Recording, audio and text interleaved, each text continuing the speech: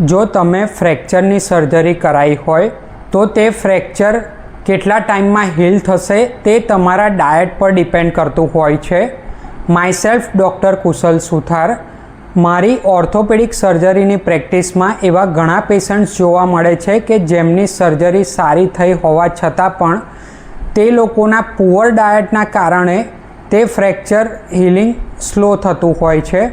આથી આજે હું તમને મોર્નિંગથી લઈને નાઇટ સુધીમાં તમારે એવું તો ડાયટમાં શું લેવું જોઈએ કે જેનાથી તમારી ફ્રેક્ચર હીલિંગની સ્પીડ 2x જેટલી વધી જાય તેના વિશે ડિટેલમાં વાત કરીશ. સવારે અર્લી મોર્નિંગમાં ઉઠ્યાની સાથે તમારે 1 ગ્લાસ ગરમ હસેકું પાણી પીવું જોઈએ.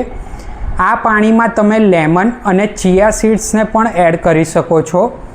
આ પાણી પીવાથી બોડીને રિહાઇડ્રેશન મળે છે તેમજ ગટને ડિટોક્સિફિકેશન કરવામાં અને મેટાબોલિઝમને કિક સ્ટાર્ટ કરવામાં હેલ્પ થતી હોય છે.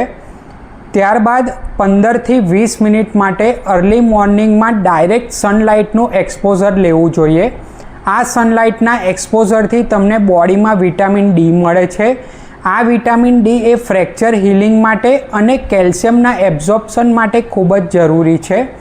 ત્યારબાદ મોર્નિંગમાં તમારે બ્રેકફાસ્ટની અંદર ઓવરનાઇટ પાણીમાં પલાળેલા 5થી 6 પીસીસ બદામ તેમજ 2થી 3 પીસીસ અખરોટ લેવું જોઈએ.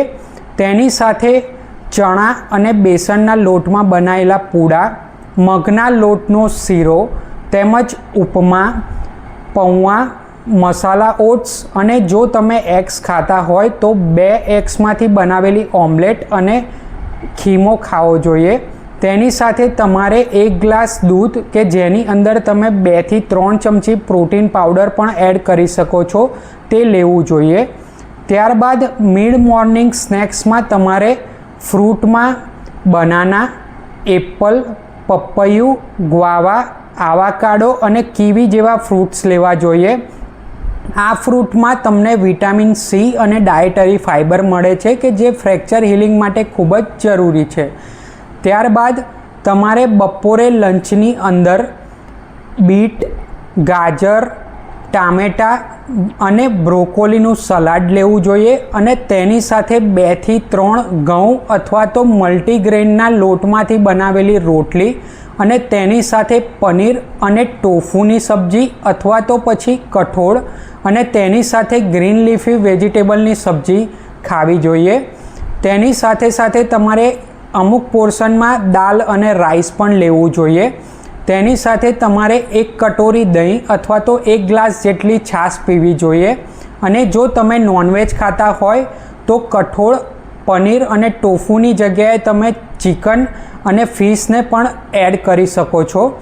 ત્યારબાદ તમારે ઇવનિંગના સમયે સ્નેક્સમાં ફ્રૂટ્સ તેમજ ડ્રાય ફ્રૂટ્સ અને તેની સાથે સાથે તમે શેકેલા ચણા, વટાણા, સિંગ તેમજ મખાને પણ લઈ શકો છો. તેની સાથે તમે ચા, કોફી અથવા તો પ્રોટીન પાવડરવાળું દૂધ પણ લઈ શકો છો.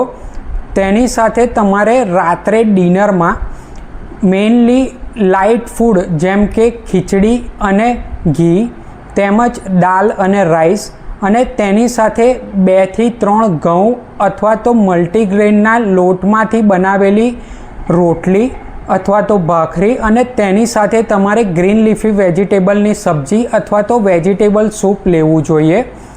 આ રીતે તમારા દરેક ડાયટના પોર્શનમાં કેલ્શિયમ, વિટામિન અને પ્રોટીનની ઇન્ટેક એ ફ્રેક્ચર હીલિંગ માટે ખૂબ જ જરૂરી છે. તેની સાથે તમારે વોટર ઇન્ટેક કે જે દિવસમાં 2થી 3 લીટર જેટલું પાણી પીવું જોઈએ અને ફ્રેક્ચર હીલિંગ સારું પ્રોપર થાય તેના માટે તમારે 7થી 8 કલાકની પ્રોપર સ્લીપ લેવી ખૂબ જ જરૂરી છે. આ સમય દરમિયાન તમારે આલ્કોહોલ, સ્મોકિંગ, જંક ફૂડ્સ અને કોલ્ડ ડ્રિંકને અવોઇડ કરવા જોઈએ કેમ કે તે અગર જો રેગ્યુલર લેવામાં આવે તો તે ફ્રેક્ચર હીલિંગને સ્લો કરતા હોય છે. જો તમને આ વિડીયો હેલ્પફુલ લાગ્યો હોય તો તમે તમારા ફેમિલી અને ફ્રેન્ડ્સ સાથે આને જરૂરથી શેર કરજો. આવી જ હેલ્થ રિલેટેડ અપડેટ મેળવવા માટે અમારી ચેનલ જરૂરથી સબસ્ક્રાઈબ કરો.